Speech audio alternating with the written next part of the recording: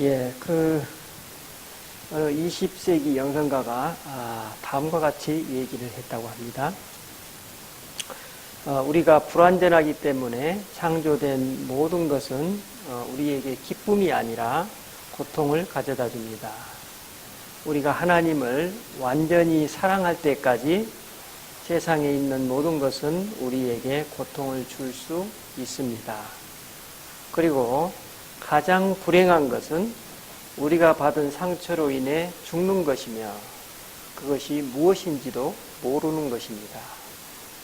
우리가 하나님을 완전히 사랑할 때까지 하나님의 세상은 모순으로 가득 차 있기 때문입니다. 이 말씀은 상당히 도전적이고 동시에 또 한편으로는 지당하신 말씀으로 다가옵니다. 왜 지당하신 말씀일까요? 우리는 어쩌면 지당하다는 이 표현을 통해서 하나님을 완전히 사랑하지 않고 있음을 암묵적으로 시인하기도 하는 것 같습니다.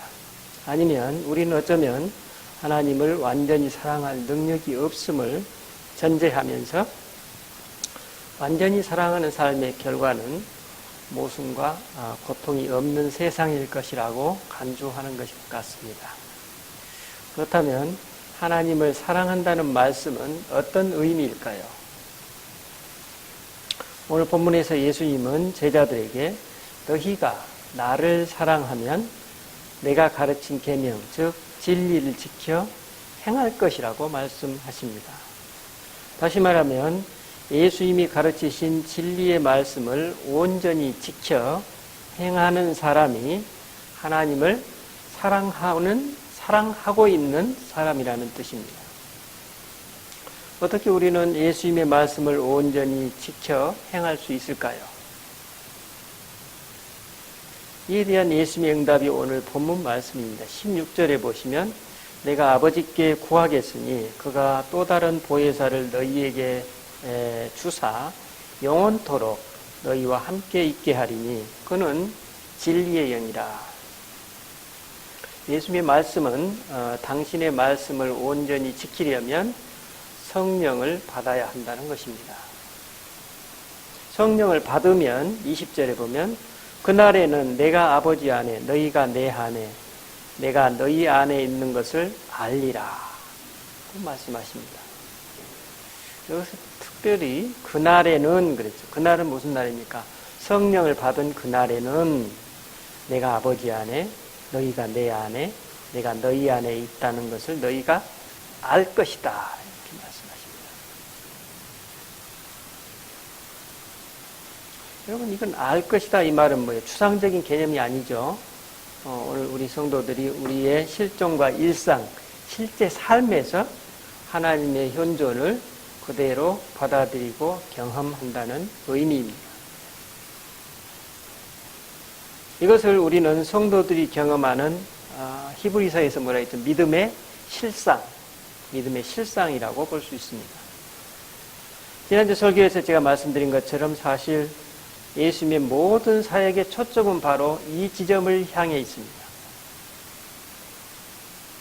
만약 이 지점을 목표로 하지 않는다면 예수님의 십자가 고통이 무슨 소용이 있을까요? 그렇죠? 우리가 그리스도이신 당신의 품 안에서 살고 있으니 안심하고 자유롭고 평화로이 살면서 사랑하라는 것입니다. 너무 아웅다웅하지 말고 또 너무 슬퍼하지도 말고 너무 욕심내거나 화를 내지도 말고 또 너무 기고만장하지 말고 잘 살라는 메시지입니다.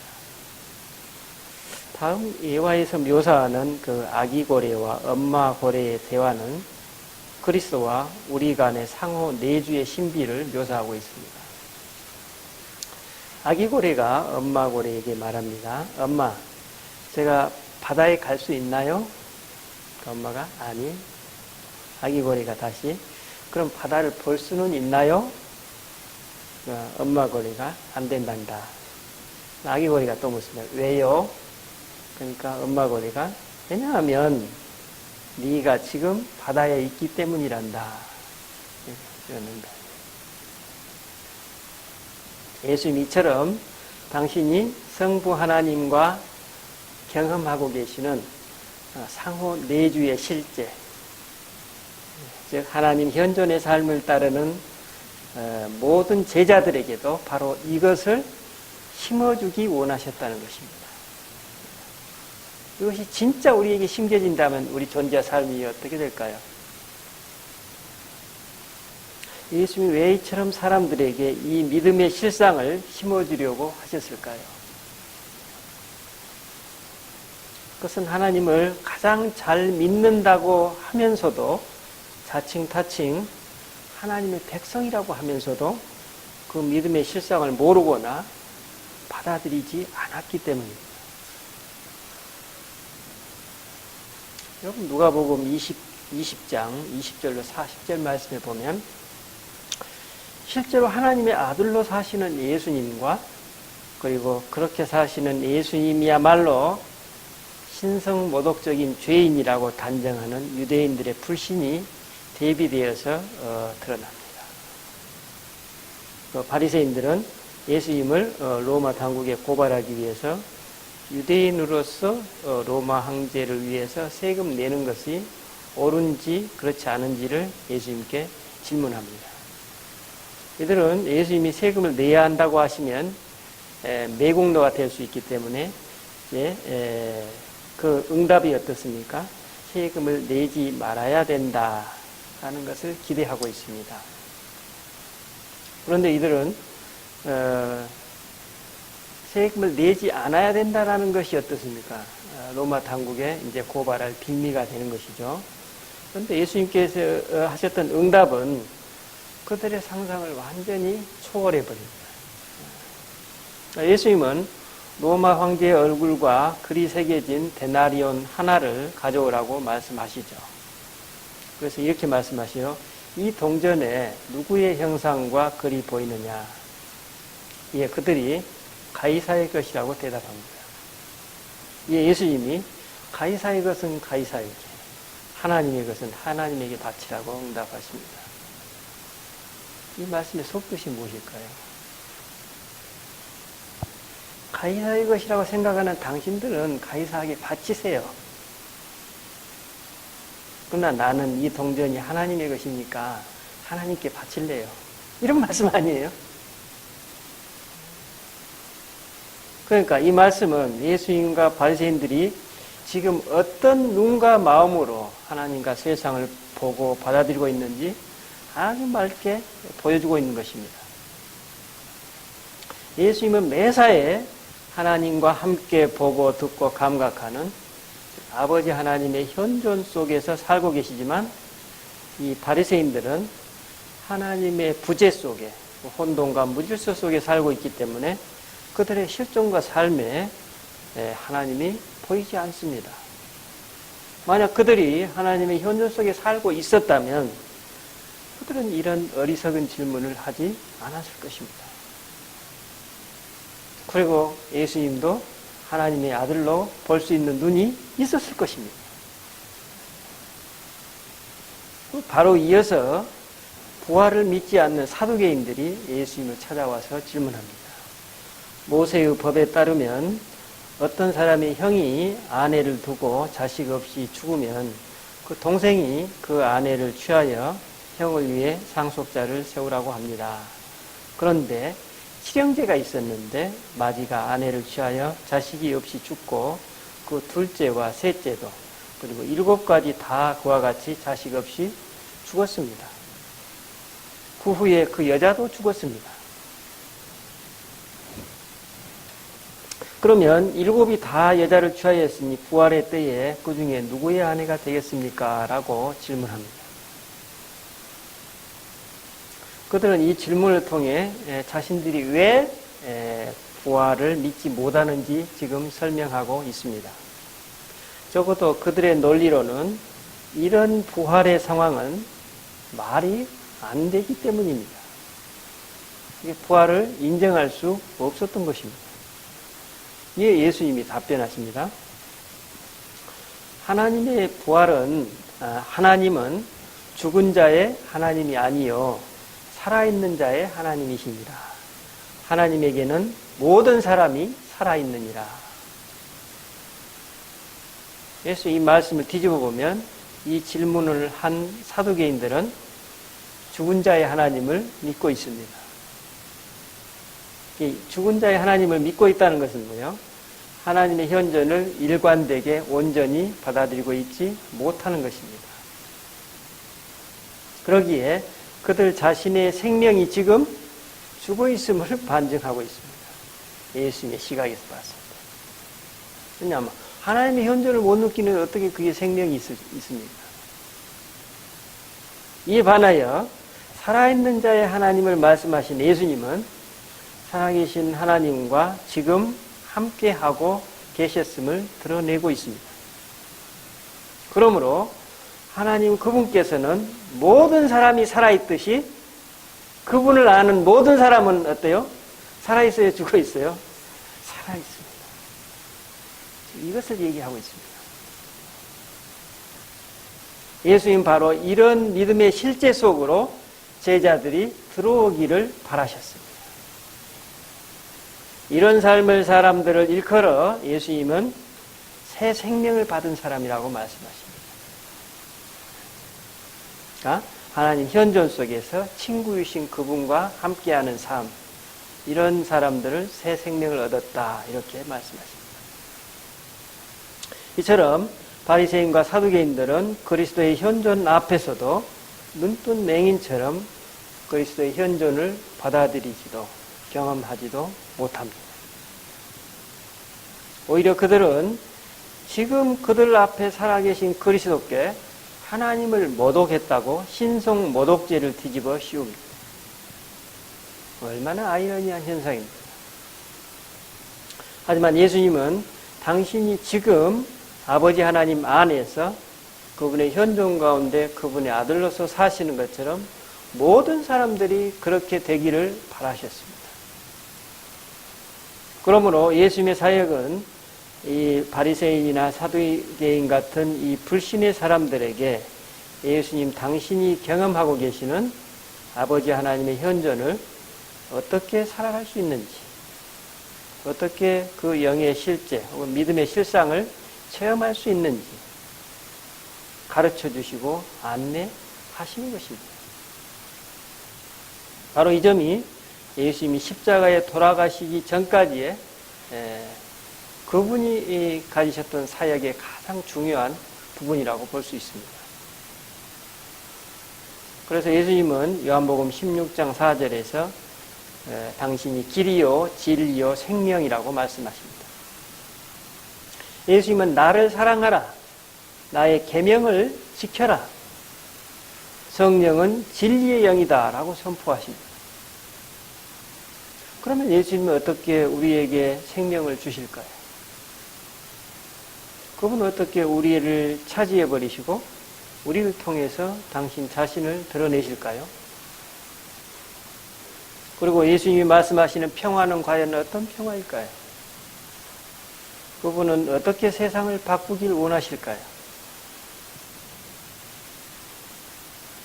예수님의 이 모든 질문에 대한 해답이요 해법을 예수님께서는 성령 하나님의 존재와 그분의 역할을 통해 제시해 주십니다. 어떻게요? 오늘 본문 말씀은 어떻습니까? 예수님께서 성령 하나님을 미리 제자들에게 예고하시는 장면입니다. 그렇죠? 그리고 나서 십자가의 순환을 겪으시고 죽으시고 부활하시고 승천하시고 그 다음에 오늘 성령 강림절이죠.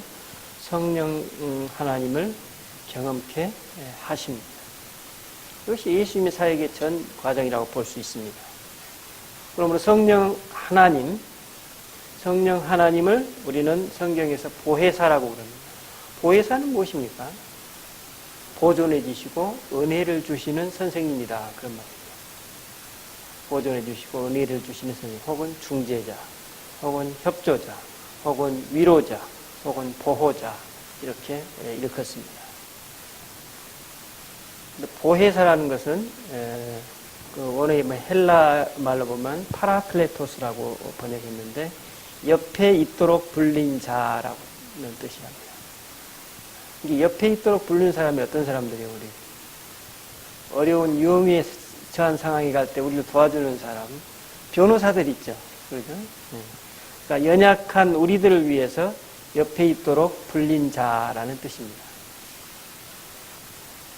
그래서 그 성령은 예수님과 똑같은 본질을 가지신 분이고 예수님 대신에 오신 분이며 또 성령의 시대 내내 우리가 살고 있는 시대 내내 우리와 함께 하시는 분이시다.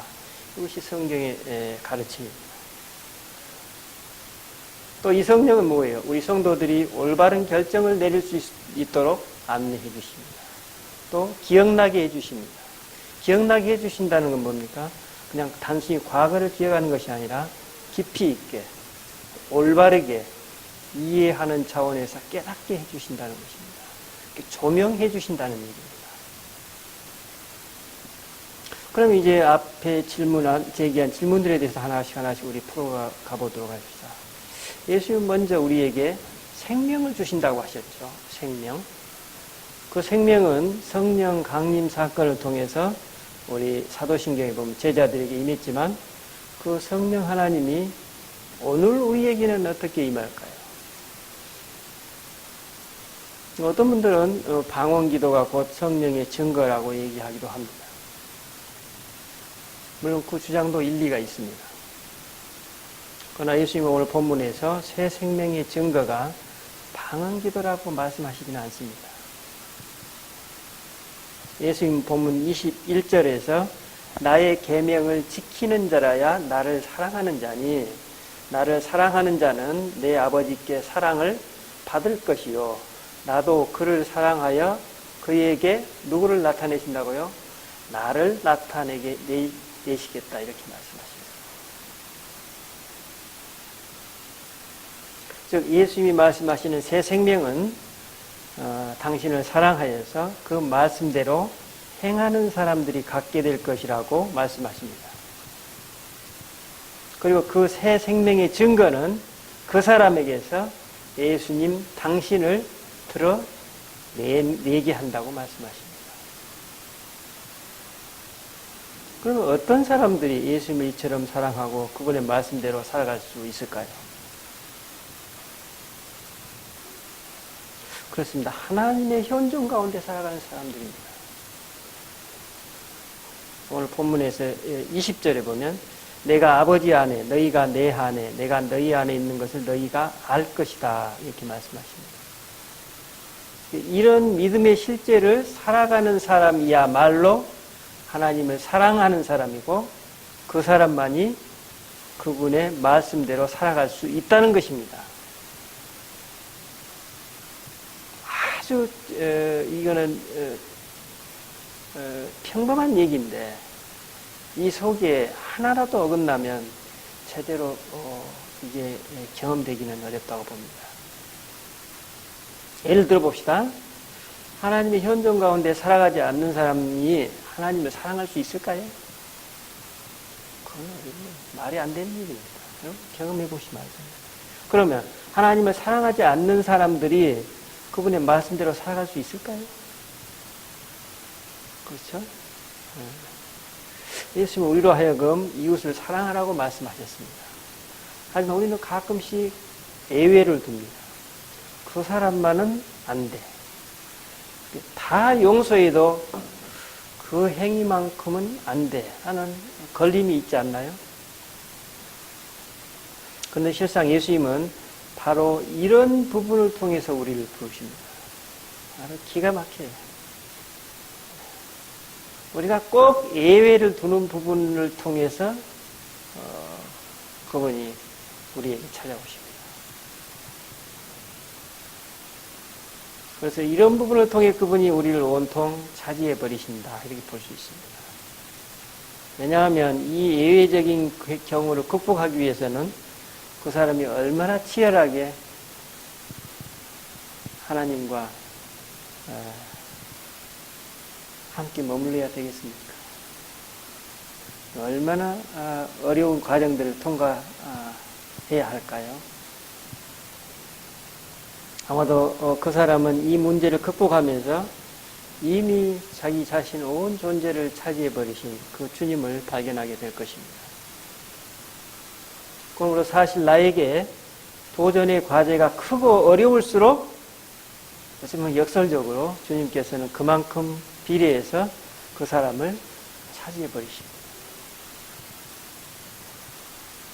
그러면 사실 나에게 도전의 과제가 크다는 것은 우리에겐 참 원치 않지만 우리 바램과는 완전히 다른 방식으로 우리에게 다가오시는 그 하나님의 섭리를 우리가 깨닫습니다. 설교서두에 말씀드렸던 그 영상과는 다음과 같이 말했습니다. 성인들은 모든 것과 모든 사람을 사랑했습니다. 모든 것과 모든 사람들을 사랑했습니다. 성인들이 이 사물을 올바르게 보고 평가할 수 있었던 것은 그들이 하나님께 몰입했기 때문이며 그들이 모두를 사랑할 수 있었던 것은 그들이 하나님만을 사랑했기 때문입니다.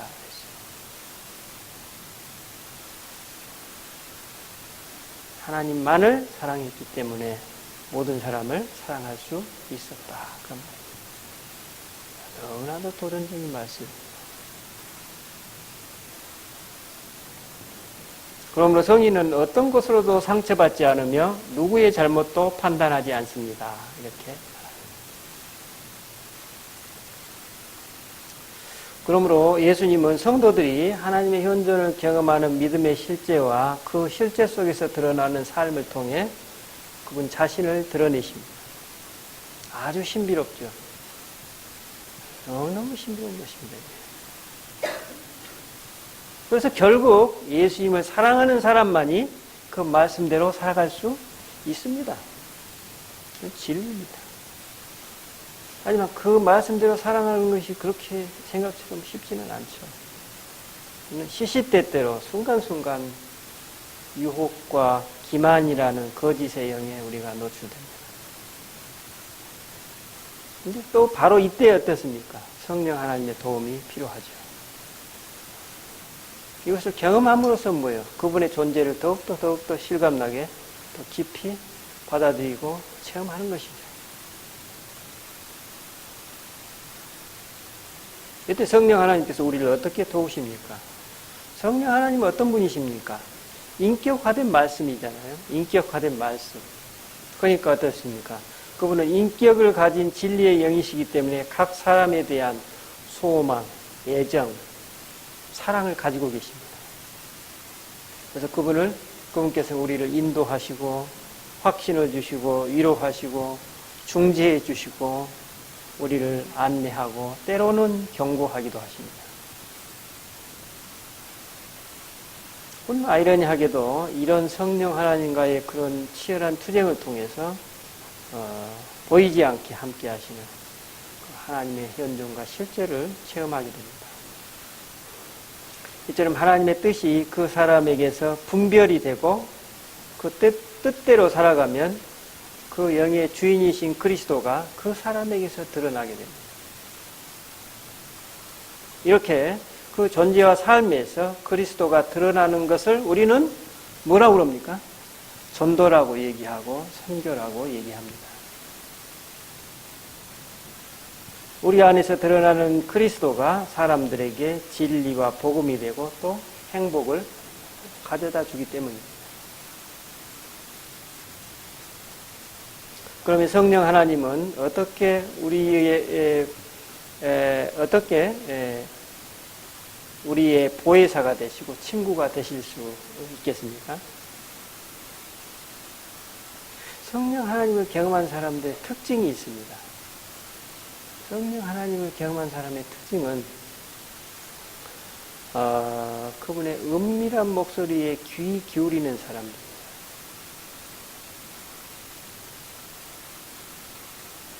왜냐하면 성령 하나님 우리 눈에 보이지 않기 때문에 우리가 보이지 않게 함께 하십니다. 그러면 그분을 경험하려면 지금 이 자리에서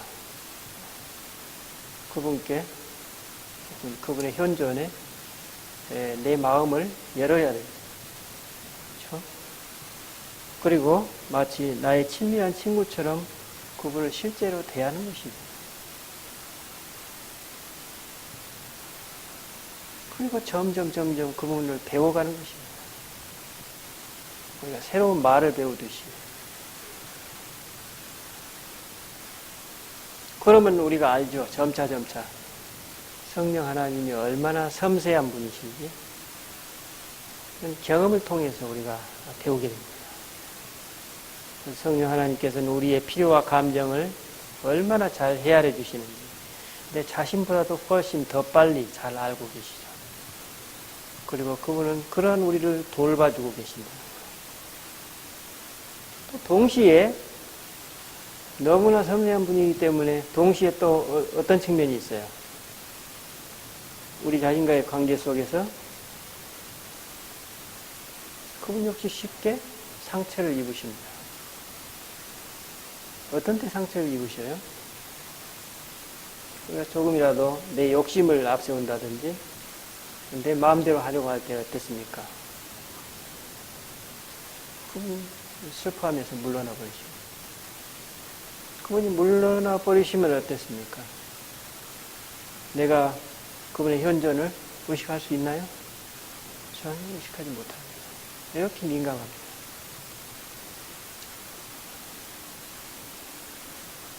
그 세계는 거짓이 없습니다.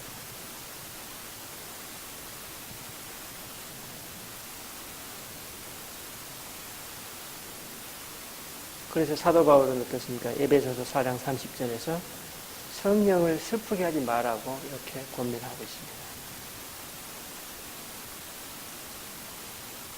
매일매일 이런 성령님과 함께 동행해 보셔요.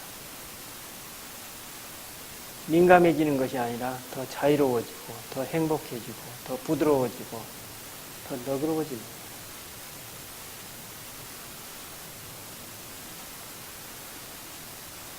그래서 성령을 슬프게 하지 않기 위해서는 우리가 그분의 인도함을 잘 따라가면서 살아야 되겠죠. 그렇죠? 성령의 인도하심을 받기 위해서 제일 중요한 것은 우리들의 자발적인 응답입니다. 자유로운 응답입니다. 이때 쉽게 교감할 수 있고 그 관계가 생생히 우리가 억지로 한다든지 마지못해서 한다면 그럼 그 관계가 그렇게 순수하지 못하게 되겠죠. 또 우리 스스로의 힘으로 뭔가를 할 수 있다고 생각하면 성령 하나님께 뒤로 물러나 버리죠. 아주 미묘한.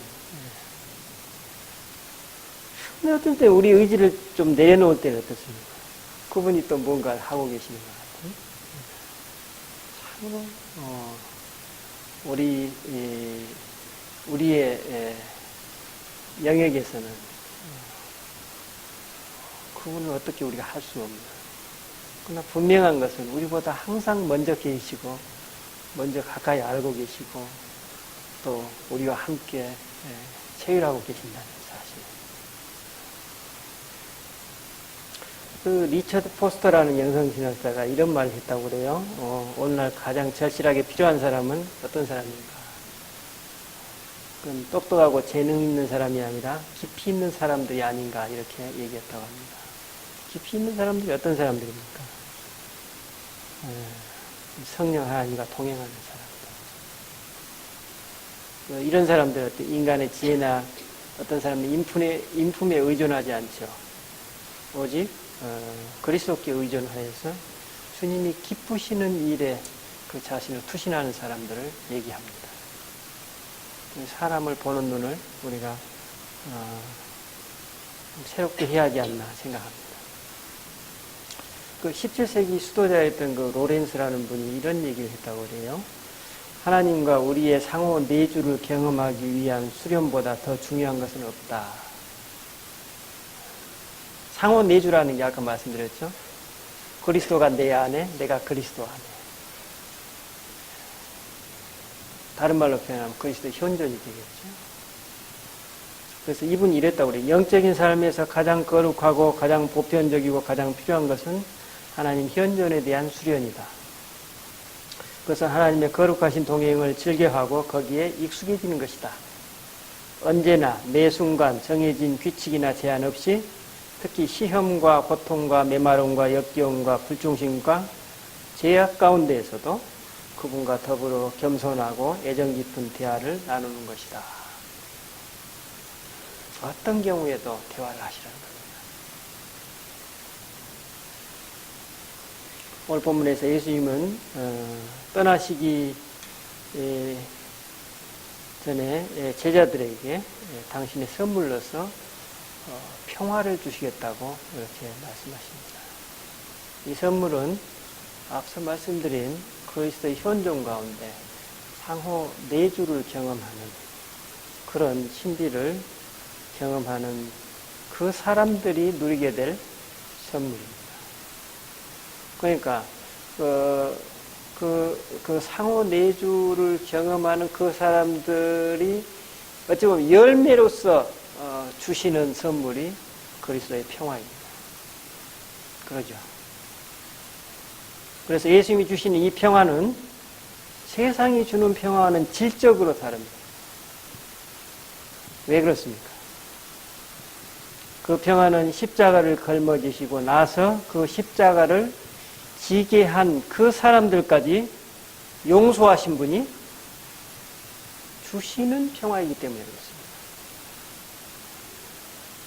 이 의미를 우리가 잘 이해해야 되겠죠? 바로 그분이 누구를 위로하시기 때문에, 우리 자신을 위로하기 때문에 그렇습니다.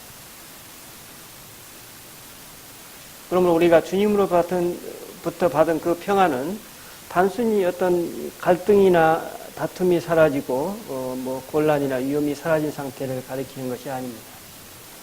그 평화는 심지어 무서운 전쟁의 풍파 속에서 누리는 그런 평화입니다. 마태복음 8장에 나오죠. 그 평화를 풍랑 속의 고요다 이렇게 볼 수도 있겠죠. 풍랑 중에 아버지 하나님께 굳게 자기 중심을 자리 잡고 중심을 내리고 계시는 예수님을 볼 수 있죠. 그 아버지가 바로 어떻습니까? 그 아버지 자신이 절대 고요이고 절대 안전이시기 때문에 그분의 성품이 그러시기 때문에 우리는 그분의 안에 있다면 그 평화를 우리도 덩달아 누린다고 말씀하십니다. 그래서 이 세상 그 어떤 풍파도 그 평화를 빼앗을 수는 없는 것입니다.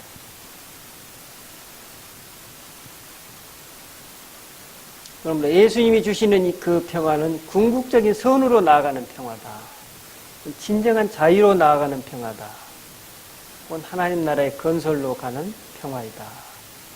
이것을 히브리 말로는 샬롬이라고 얘기하죠. 샬롬. 단순히 어떤 갈등의 부재 혹은 안전한 상태를 말하는 것이 아니라 질서와 조화가 있는 상태, 온전한 상태. 그런데 이 평화를 누구에게 주셨다고 그랬습니까? 그리스도를 믿는 모든 사람에게 주셨다고 말씀하십니다. 주셨다고 말씀하셨습니다. 근데 우리가 이 평화라는 유산은 받았는데 유산 증서만 가지고 돌아다니면 되겠습니까? 유산은 실제로 누려야 되지 않겠습니까? 누리는 게 우리들의 과제입니다. 다시 원점으로 돌아갑니다. 내가 정말 그분을 사랑하는지, 정말 그분의 현존을 받아들이는지, 거기서 다시 돌아갑니다. 그럼 다시 평화의 이슈가 나옵니다. 여러분, 이거는 거짓이 없습니다. 그 어떤 대상이나 그 어떤 경험도 마찬가지입니다. 예외 없습니다. 분명히 그리스도께서 우리에게 평화를 주셨다고 말씀하십니다. 우리는 흔히 이런 얘기를 하죠. 누구 때문에 내가 평화를 잃었다. 무엇 때문에 내가 평화를 잃었다. 비난하거나 탓하곤 합니다. 그래서 평화를 잃은 원인을 밖에서 우리가 찾곤 하죠. 그러나 우리가 정말로 평화를 잃었습니까? 아니면 내가 잃어버린 겁니까? 아니면 누가 빼앗아간 겁니까? 그 평화를.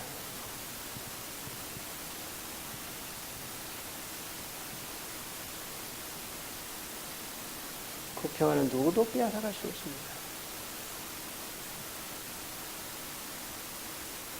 만약에 내 안에 평화가 없다면 그것은 내 스스로 그 평화를 포기했기 때문입니다.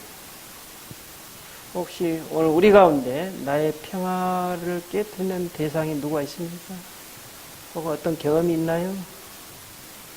그것은 바로 그것을 통해서 주님께서 우리를 부르시는 것입니다. 그것이 크면 클수록 더 강력하게 부르시는 것입니다. 더 깊을수록 더 온전히 부르시는 것입니다. 그 부르시면 온전히 응답하는 은총이 저와 여러분과 함께 하시기를 바랍니다. 성령 강림제를 맞은 우리는 오늘 말씀을 통해서 예수님이 제자들에게 목숨을 바쳐서 또 다른 편의 요한복음 17장에 보면 잠도 자지 않고 이것을 심어주기 위해서 그분이 헌신했다고 말씀하십니다. 그토록 심어주고 하셨던 것이 지금 오늘 말씀드린 그것이 무엇이었는지, 왜 그러셨는지, 그 열매가 무엇인지 이 시간 잠시 우리가 살펴보았습니다. 우리로 하여금 하나님의 현존 가운데 매일 매순간 당신과 동행하고 하나님과 이웃을 사랑하고 또 우리를 당신의 몸 삼으시려는 하나님의 신비였음을 우리가 깨닫습니다. 이는 기독교 진리의 핵심 중의 핵심이라고 볼 수 있습니다. 어쩌면 우리 모든 수련이 바로 이곳을 향해서 지금 가고 있습니다. 예수님 당시 유대인들은 하나님의 현존 가운데 사시면서 이를 증거하는 예수님을 신성모독죄로 십자가에 넘겨버렸습니다. 하지만 사도행전이 증언하고 있는 우리 성도들을 보셔요. 그들은 예수님의 바람대로 하나님의 현존, 그리스도와의 상호 내주 속에서 아주 생생한 복음을 증언해 줍니다. 바로 이런 삶을 영성신학에서는 기독교 신비주의라고 얘기합니다. 오늘 우리는 이 기독교 진리의 핵심을 어떻게 받아들이고 있습니까? 오늘 나는 예수님이 그토록 심어주기 원하셨던 이 상호 내주의 진리를 어떻게 경험하고 있습니까? 한 주간 동안 우리 기도와 삶을 통해서 기도하시고 경험하는 은총이 저와 여러분에게 함께 하시기를 바랍니다. 기도하십시다.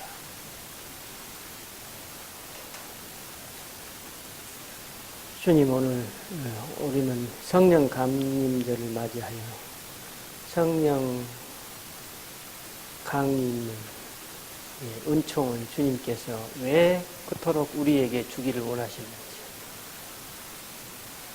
우리에게 성령께서 함께 하실 때 내 존재와 삶이 어떻게 바꿔지는지 함께 나누었습니다.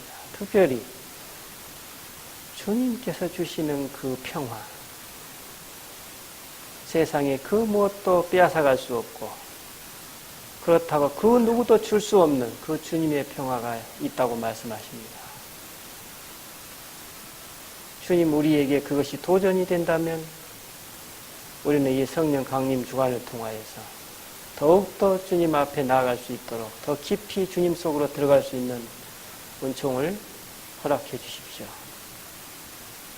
살아계신 주님께서 내 안에서 얼마나